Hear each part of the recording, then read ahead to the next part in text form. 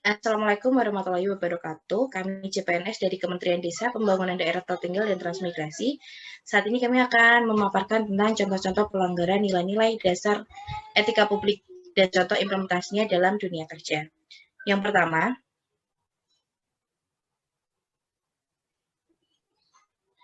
pertama adalah sering bolosnya PNS. Nah, apalagi dalam keadaan pandemi seperti ini dengan sistem kerja WFH dan WFO, pada sistem kerja WFH sering disalahgunakan dan disalahartikan oleh sebagian PNS. Ada yang mengartikan WFH itu tidak mengerjakan apa-apa. Nah, berarti di sisi lain mereka tidak produktif. Padahal di sini, meskipun WFH bekerja dari rumah, diharapkan para PNS tetap produktif dan tetap mengerjakan sesuai dengan substansinya. Nah, karena para PNS tidak ingin tunjangan kinerjanya dipotong, maka banyak PNS yang menyalahgunakan hak WFH tersebut. Seperti contohnya berpergian keluar kota atau beraktivitas di luar dari pekerjaan. Nah, mereka memasukkan kegiatan tersebut sebagai WFH. Nah, hal yang seperti ini seharusnya kita hindarin.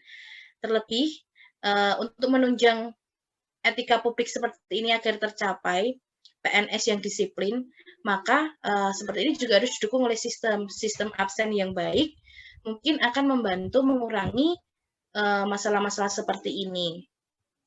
Terlebih kita sebagai CPNS, kita tidak boleh mengikuti seperti ini dan hal seperti ini tidak patut untuk ditiru, sehingga kita sebagai CPNS harus lebih disiplin dan mengerjakan sesuai apa yang menjadi tugas kita, sehingga tujuan-tujuan dari instansi kita, terlebih dari kementerian, terlebih dari negara tercapai. Selanjutnya, pelanggaran etika publik yang dilakukan oleh PNS akan dijelaskan oleh teman saya, Ivan. Dalam kesempatan ini, saya ingin membahas isu tentang penggunaan barang milik negara untuk keperluan pribadi. Beberapa tahun lalu, tepatnya di tahun 2019, pada saat musim mudik hampir tiba, marak sekali beredar berita tentang ASN yang menggunakan mobil berplat merah atau mobil dinas untuk melakukan mudik. Hal ini tentu menuai banyak pro dan kontra di kalangan masyarakat maupun juga di kalangan kepala daerah. Di kalangan kepala daerah, pada saat itu, Gubernur Sumatera Utara, Edi Rahmayadi, Gubernur Sumatera Barat, Irwan Prayitno, Gubernur Riau Samsuar, dan juga Wali Kota Surabaya, Ibu Risma, melarang penggunaan mobil dinas untuk kegiatan mudik.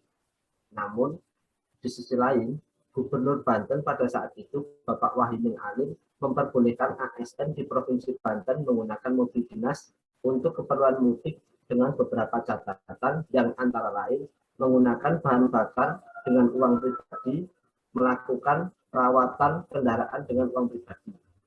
Tentu hal ini menjadi bahan perbincangan di masyarakat, karena pada saat yang sama telah dikeluarkan surat edaran dari KPK mengenai larangan penggunaan mobil dinas untuk keperluan mudik, yang mana hal ini diperkuat oleh peraturan pemerintah nomor 53 tahun 2010 tentang disiplin pegawai. Adapun peraturan pemerintah tersebut mengatur mengenai penggunaan fasilitas negara untuk kepentingan pribadi, yang mana hal ini tercantum dalam pasal 4 yang berbunyi melakukan kegiatan bersama dengan atasan, teman sejawat, bawahan, atau orang lain di dalam maupun di luar lingkungan kerjanya dengan tujuan untuk keuntungan pribadi, golongan atau pihak lain yang secara langsung atau tidak langsung dapat menimbulkan potensi kerugian negara.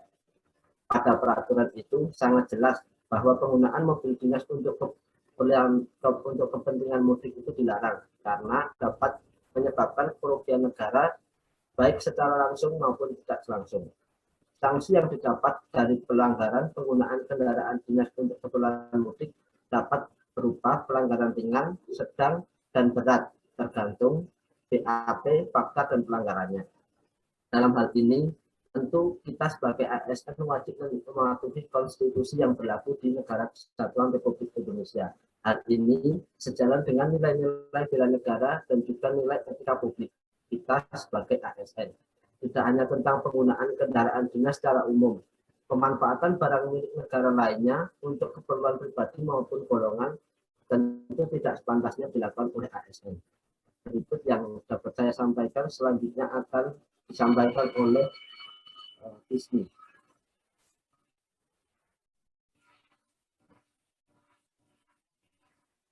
Baik, selanjutnya saya akan memaparkan perilaku etika publik yang dilakukan oleh ASN dari segi indikator nilai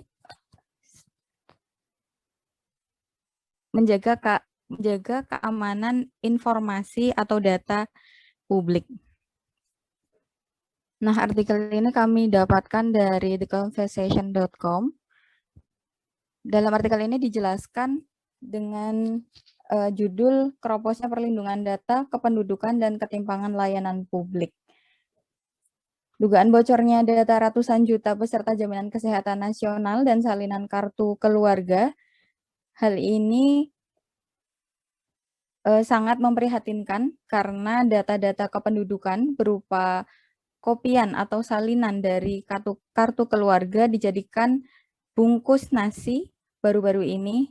Hal ini menjadi penanda penting bahwa pekerjaan rumah dari pelayan publik atau ASN dalam hal ini untuk melindungi data di Indonesia masih banyak.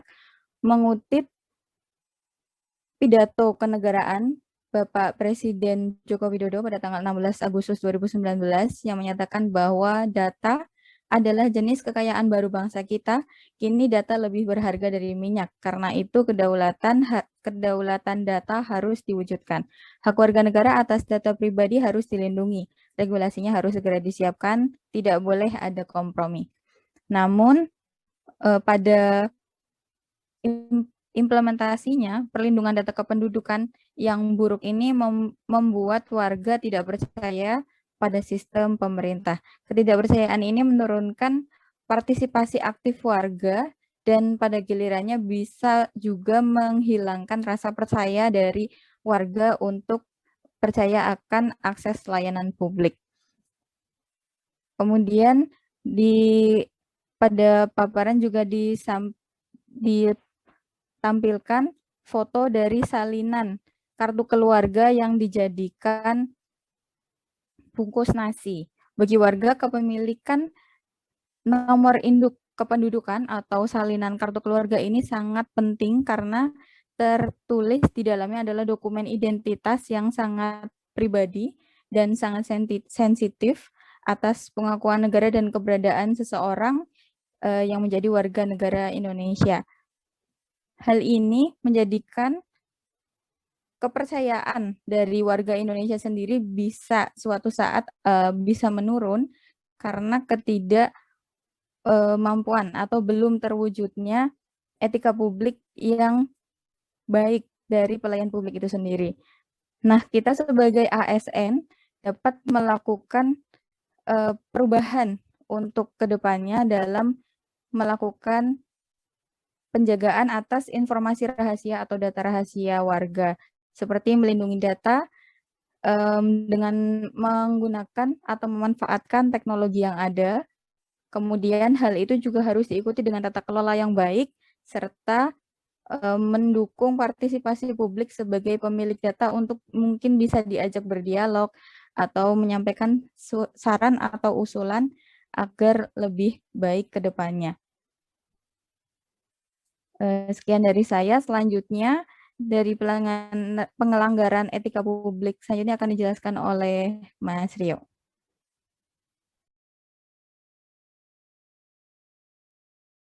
Selanjutnya saya akan membahas tentang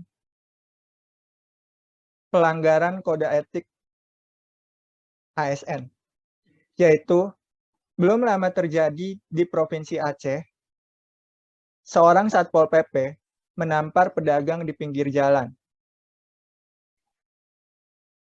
Hal ini tentunya sangat bertentangan dengan Undang-Undang Nomor 5 tentang ASN, Pasal 10, disebutkan bahwa fungsi ASN adalah sebagai pelaksana kebijakan publik.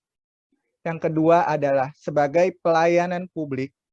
Yang ketiga, sebagai perekat dan pemersatu bangsa. Berkaitan dengan pelanggaran ini, seharusnya seorang ASN itu harus melayani publik dengan sabar, dengan sungguh-sungguh, dengan rasa ikhlas, dengan rasa tulus, dan melayani publik dengan tersenyum atau bermurah hati. Dengan melayani publik seperti itu, tentunya kita sebagai ASN telah menjalani Undang-Undang nomor 5 tahun 2014 pasal 10 sebagai pelayan publik. Sekian dari saya. Selanjutnya akan dilanjutkan oleh Mbak Lita. Nah, setelah mendengar paparan dari beberapa teman saya, banyak hal yang bisa kita pelajari, banyak hal yang bisa kita simpulkan. Kita sebagai CPNS yang nantinya akan menjadi PNS, abdi negara, abdi adalah pelayan, jadi kita harus melakukan pekerjaan dengan sebaik mungkin. Nah, kita menjadi seorang PNS, kita harus yang pertama jujur, disiplin, kita harus melayani dengan sepenuh hati, entah melayani atasan, pekerjaan apa yang harus kita lakukan sesuai dengan substansi kita, melayani masyarakat, kita juga harus sopan santun kepada siapapun, kita harus bisa menjaga rahasia dari setiap dokumen yang kita miliki. Jadi kita harus belajar beretika, mulai dari hal kecil seperti absen, hingga hal besar seperti menjaga kerahasiaan, apalagi rahasia negara. Jadi, bijaklah menjadi CPNS, sesuatu yang tidak patut untuk ditiru. Mari sama-sama kita saling bekerja sama untuk membangun Indonesia dengan PNS yang beretika dan mempunyai mutu yang bagus. Demikian paparan dari kelompok kami. Semoga mendapatkan pelajaran yang banyak dari apa yang kami paparkan dan bisa diterapkan di lingkungan kerja kita masing-masing. Assalamualaikum warahmatullahi wabarakatuh.